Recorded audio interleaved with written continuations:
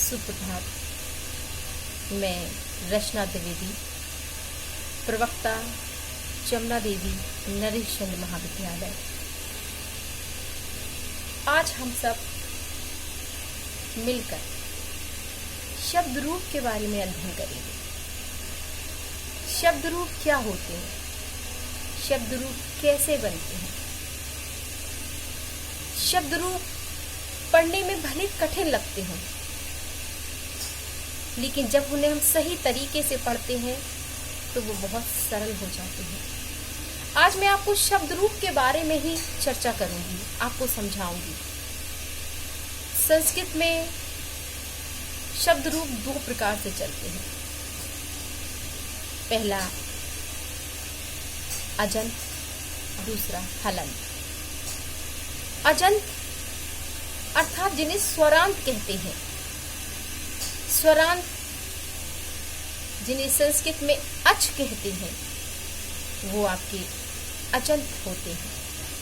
और हलंत संस्कृत में जिन्हें व्यंजनांत कहते हैं अर्थात हल कहते हैं, वो आपके व्यंजनांत शब्द रूप होते हैं।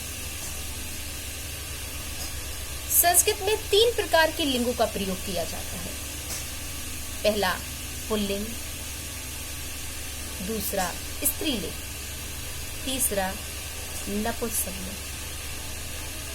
इस प्रकार हमारे जो शब्द रूप चलते हैं वो तीनों लिंगों में चलते हैं, चाहे वो स्वरांत में हो चाहे व्यंजनांत में हो, पर वो तीनों में होते हैं। जैसे स्वर, स्वर को अगर हम कहेंगे तो अजंत पुल्लिंग, अजंत स्त्रीलिंग, अजंत नपुंसकलिंग। इसी प्रकार व्यंजनांत पुल्लिंग, व्यंजनांत स्त्रीलिंग और व्यंजनांत नपुंसकलिंग। अब अजंत पुल्लिंग के अंतर्गत कौन कौन से आते हैं, आप पहले ये समझिए। अजंत पुल्लिंग, अजंत पुल्लिंग के अंतर्गत सबसे पहले बालक, बालक, देव, राम, कृष्ण, ये सारे अजंत पुल्लिंग के अंतर्गत आ जाते हैं आपके। और अजंत स्त्रीलिंग के अंतर्गत क्या क्या आते हैं? रमा आपकी अजंत स्त्रीलिंग के अंतर्गत आती है। लता अजंत स्त्रीलिंग के अंतर्गत आती है। इसी तरह अजंत नपुंसकलिंग के अंतर्गत क्या क्या आता है? फल, इसको आप फलम कहते हैं। दधी, ये आपके सब अजंत नपुंसकलिंग के अंतर्गत आते हैं। आप किसी एक को याद कर लेंगे, आपको ये सारे याद हो जाते हैं। व्यंजनांत अर्थात जिन्हें हल कहते हैं,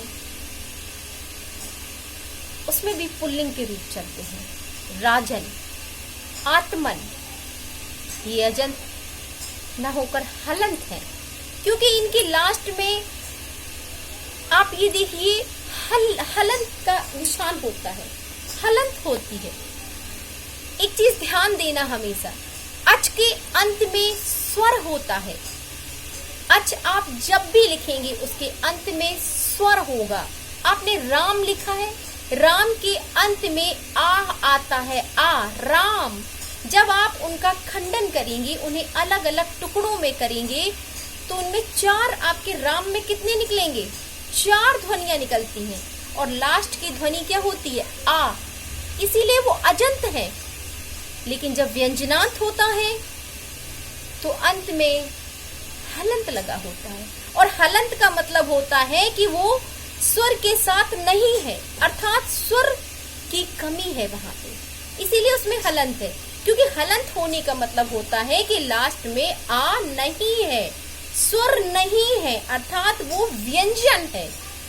तो राजन, आत्मन आपका व्यंजनांत पुल्लिंग शब्द है। व्यंजनांत स्त्रीलिंग शब्द में सिरता, कई सारे शब्द ऐसे आते हैं। व्यंजनांत नपुंसकलिंग जगत, आप जगत लिखिए, जगत, ता में क्या आता है? हलंत आता है। तो ये आपके व्यंजनांत नपुंसकलिंग के अंतर्गत आता है। संस्कृत में जब आप शब्द रूप बनाते हैं तो 7 विभक्तियों का प्रयोग किया जाता है और 8वें नंबर पर आपका संबोधन आता है। इसमें प्रथमा विभक्ति होती है, द्वितीय विभक्ति होती है, तृतीय विभक्ति होती है, चतुर्थ विभक्ति, पंचम विभक्ति, षष्ठी विभक्ति, सप्तम विभक्ति, अष्टम नहीं होती है। अष्टम की जगह क्या होता है? आपका संबोधन। ध्यान रखना, 7 विभक्तियां होती हैं संस्कृत में, 7 विभक्तियां होती हैं और 6 कारक होते हैं। इस चीज को ध्यान रखिएगा, 7 विभक्तियां और 6 कारक संस्कृत में ही होते हैं। कभी कंफ्यूज मत होना कि आपका हिंदी में 7 है कारक तो संस्कृत में भी होंगे, नहीं। संस्कृत में सिर्फ आपके 6 कारक होते हैं और 7 विभक्तियां होती हैं।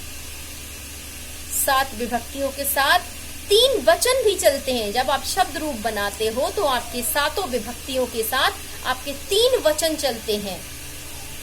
प्रथमा वचन को हम एक वचन कहते हैं, द्विवचन और बहुवचन। पहला आपका होता है एक वचन, द्विवचन, बहुवचन। शब्द रूप आपके 7 विभक्तियों और 3 वचनों में चलते हैं। अर्थात जब भी शब्द रूप पढ़ेंगे आप तो इन सारी चीजों को आपको ध्यान रखना होगा, क्योंकि कितनी वचन और कितनी विभक्तियों का प्रयोग किया जाता है। और एक चीज हमेशा ध्यान रखना, आप जब भी अजंत पुल्लिंग में किसी भी एक शब्द रूप को याद कर लेते हैं तो उससे मिलते जुलते आपको कई सारे शब्द रूप याद अपने आप से हो जाते हैं। जैसे अगर आप राम का करते हो तो आपको बालक का स्वयं से याद हो जाएगा, देव का स्वयं से याद हो जाएगा। इसीलिए हम कहते हैं कि संस्कृत में शब्द रूप कठिन नहीं है, बहुत सरल है, बस समझने भर की देर है। आप उसे ध्यान से मन लगाकर समझिए, एक बार समझने का प्रयास करिए, बहुत सरल अनुभव होने लगेगा, बहुत ही सरल अनुभव होने लगेगा कि शब्द रूप बहुत ही सरल है। जैसे राम का शब्द रूप बहुत ही सरल होता है, आप चाहिए तो उसको 7 विभक्तियों के साथ सीधा सीधा याद कर लीजिए। लेकिन अगर आपको सरल तरीके से भी याद करना है तो वो भी मैं आपको बहुत सरल तरीके से याद कराऊंगी, ऐसे याद कराऊंगी कि आपको वो हमेशा के लिए याद हो जाएगा।